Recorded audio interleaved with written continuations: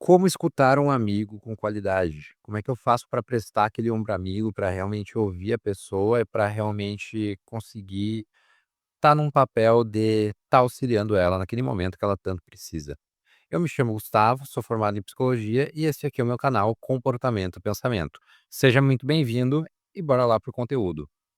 Bom, para mim te explicar como é que se faz isso, é claro que eu vou pegar alguns recursos que nós, psicólogos, usamos na clínica para ouvir os nossos pacientes e para direcionar, de alguma forma, a nossa escuta e o nosso comportamento dentro da clínica. Um desses recursos se chama de questionamento socrático. E por que que isso é útil? Como é que isso vai me ajudar com quando eu estou escutando aquele amigo que está precisando, meu namorado, minha namorada, minha mãe, meu pai, ou seja lá com quem eu queira prestar ali algum tipo de ajuda ou mesmo ser um ouvido aí para a pessoa desabafar. Bom, vai ajudar porque justamente é a técnica profissional de fazer essa escuta, então é óbvio que num contexto pessoal, mesmo que talvez seja um pouco mais difícil para adaptar isso, vai ajudar. E como é que eu faço isso? Eu faço isso a partir de 4 etapas do que a gente chama de questionamento socrático. A primeira etapa é uma seleção. Quando a pessoa ela tá de alguma maneira desabafando ou falando contigo, muitas vezes ela vai falar sobre muitos problemas de uma vez só. Ou mesmo se ela falar de um só, aí já te poupa um pouco de trabalho, porque ela mesma já fez essa seleção. Mas se ela falar de muitas coisas, tu vai tentar investigar aquilo que mais incomoda ela, aquilo que mais talvez ela queira falar naquele momento. Então, nessa seleção, por exemplo, vai chegar a pessoa, ela vai dizer: "Ah, cara, eu tô muito mal porque eu chego em casa e só que eu ouço é reclamação, meu trabalho tá muito ruim, eu não tô conseguindo fazer nada que eu quero, tá muito chata essa situação". Aí tu pergunta pra ela: "Tá, e dessas coisas que tu foi me falar, o que que mais te incomoda? É o trabalho? É chegar em casa e ouvir reclamação? É não poder fazer as coisas que tu gosta?". Daí ela vai falar: "Ah, não, disso tudo aí que eu tô falando, o que mais me incomoda mesmo é chegar em casa e só ouvir reclamação. Porque aí eu aguento aquele trabalho lá que terrível, eu aguento, não fazer as coisas que eu quero para chegar em casa e só ouvir reclamação". Então, aí tu fez a primeira etapa, que é selecionar. Aí tu vai para a segunda, que é a descrição fenomenológica. Então, como é que é para a pessoa tá naquela situação, tá naquela posição. Aí tu pergunta: entendi, então é essa aí, é a coisa que mais te incomoda e como é que é pra ti estar na situação, como é que é isso?". Aí a pessoa vai falar: "Ah, é horrível porque eu faço de tudo lá pela família e sempre fui ensinado que era pra fazer dessa forma. Aí eu chego lá, eu não sou reconhecido, pra mim isso é terrível". Ela vai falando como é que é pra ela aquilo. E por que que isso é importante? Porque ela vai te trazendo, além de um desabafo, mais elementos com os quais tu vai poder de alguma maneira intervir. E é claro que eu não espero que tu vai fazer uma intervenção ali 100%, não espero, a não ser que tu seja talvez um psicólogo que esteja assistindo esse vídeo, ou um psiquiatra, mas é claro que se tu não tiver tanto conhecimento da área, tu vai fazer uma intervenção um pouco mais básica, assim, digamos assim, mas de alguma maneira te dá algum elemento para poder fazer algum tipo de intervenção, que não é profissional, mas é de alguma maneira ajudar aquela pessoa que está, desabafando ali contigo, né. E aí tu vai para a terceira etapa, que é uma investigação curiosa daquilo que a pessoa te trouxe. Então ela selecionou aquilo que mais perturbava ela, descreveu como é que era essa perturbação, como é que era passar por aquilo. Agora tu vai também fazer uma investigação, assim, né: "Ah, mas por que que isso é dessa forma para ti?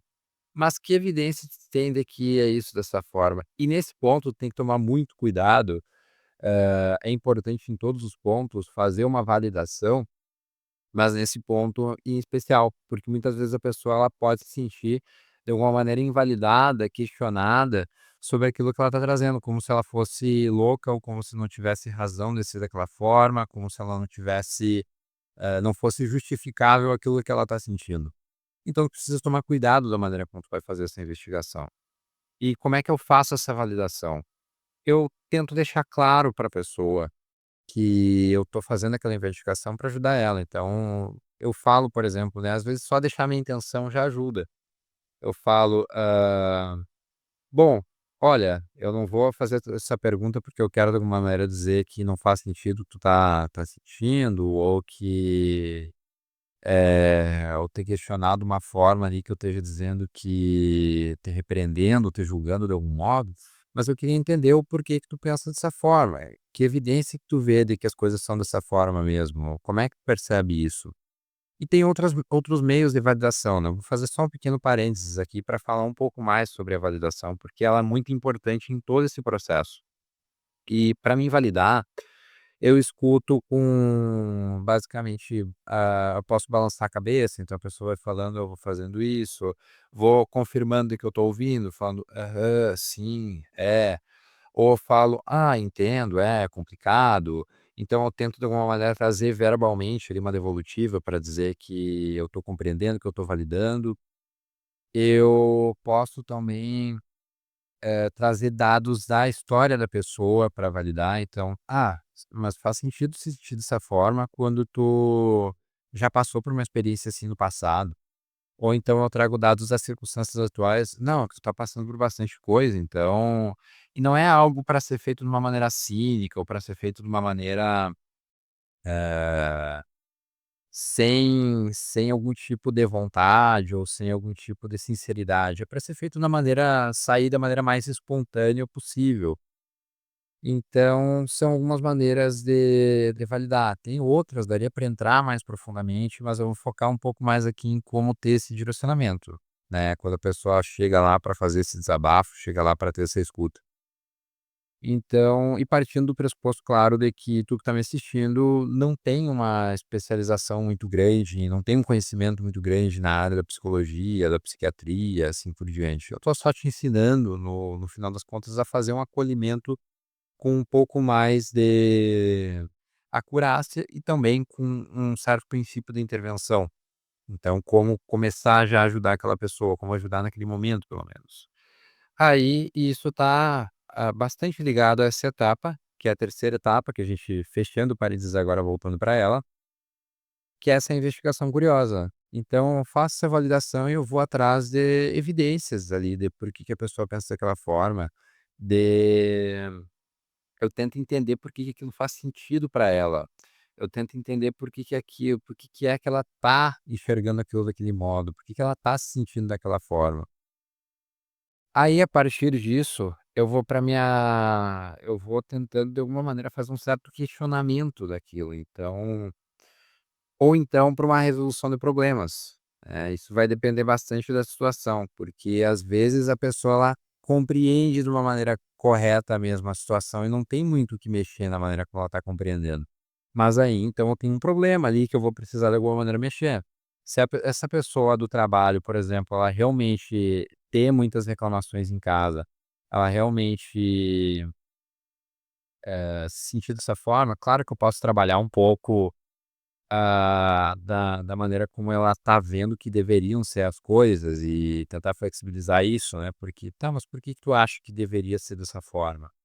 Não poderia ser, ter essas reclamações, não poderia daria para tentar ir por esse ângulo, mas talvez faça mais sentido, ainda mais se está alinhado com os valores da pessoa, aquela percepção dela, e por um lado de: "Tá, mas como é que tu acha que dá para resolver essa situação? Será que seria tentando conversar com a tua família e observar que isso está acontecendo? Será que seria talvez, fazendo algum hobby para conseguir, se extrair mesmo que a pessoa não esteja tendo muito tempo para ela, né, talvez seria melhor organizar a rotina para que ela consiga ter esse tempo para ela? Será que sabe, daí eu vou avaliando a situação para ver qual seria a melhor intervenção. É claro que isso de uma maneira, novamente, de uma maneira leiga, de uma maneira de alguém que está fora da área, seria feito de uma maneira muito básica, muito rudimentar, mas ainda assim pode de alguma maneira ser feita. E o quarto passo é fazer um resumo e uma síntese. Então vamos tentar fazer isso agora em conjunto. Vamos dizer que a pessoa foi trazendo evidências de que: "Ah, mas que evidência tem disso? De que na verdade o pessoal ele só está reclamando, ele não traz nenhuma coisa boa, não traz nenhuma Ou então, o que tu acha que pode fazer com isso, se eles estão reclamando tanto? E daí a pessoa traz assim: "Ah não, eu acho que eu posso tentar sair um pouco mais, não ficar tanto em casa". E, enfim, aí eu vou fazer então esse resumo, essa síntese, eu vou fazer então esse trazer esse primeiro aspecto. Bom, então o que tu me trouxe foi que tu tá se sentindo e isso é uma forma também de validação, que é parafrasear aquilo que a pessoa tá trazendo. Bom, então tu me trouxe que tu tá se sentindo muito incomodado por trabalhar tanto e não ter essa valorização da tua família, não ser recompensado de alguma forma por fazer esse esforço, e que tu compreende isso como uma coisa muito penosa, muito difícil de se carregar, porque tu tem essa concepção de que a família deveria estar dando esse apoio, e é chato mesmo chegar lá no trabalho e ouvir tudo isso. E o que tu pode fazer para conseguir melhorar um pouco essa situação é criar um hobby para ti, né, colocar um pouco mais de tempo para ti na tua agenda, chegar em casa e quem sabe ir tocar um teclado, quem sabe desenhar, quem sabe assistir documentário e ficar um pouco mais ali numa situação em que tu não tenha tanto acesso, assim, a essa família que tá te criticando tanto, né, pelo menos por agora, parece fazer sentido. E aí, pra ti faz sentido isso? E aí a pessoa ela vai respondendo, né. Então, espero que eu tenha te ajudado aí a escutar de uma maneira um pouco mais especializada, acolher de uma maneira um pouco melhor aquela pessoa que está precisando de uma ajuda. E eu trouxe um elemento básico aí do que a gente usa na clínica psicológica. Então, se tu, por exemplo, quiser entrar em atendimento comigo, é assim que em boa parte das vezes, é claro que é bem mais amplo que isso, vai bem mais a fundo que isso, mas o básico, pra conduzir a escuta clínica é esse. É como se fosse o calcanhar de Aquiles ali da escuta clínica. E se tu quiser ou, né, precisar ver que precisa dessa experiência, tu pode me acessar a partir do contato do meu Instagram, na descrição aqui do canal do YouTube, e entrar em contato para a gente marcar uma sessão. Se tu quiser consumir mais conteúdo aqui do canal, tem outros vídeos aqui dentro também. Ou se tu não quiser nada disso, tu não talvez não tenha gostado tanto desse vídeo ou queria só ver ele e não ver mais nada aqui, tudo bem também. Eu agradeço pela essa experiência e pela tua audiência nesse momento. Até mais.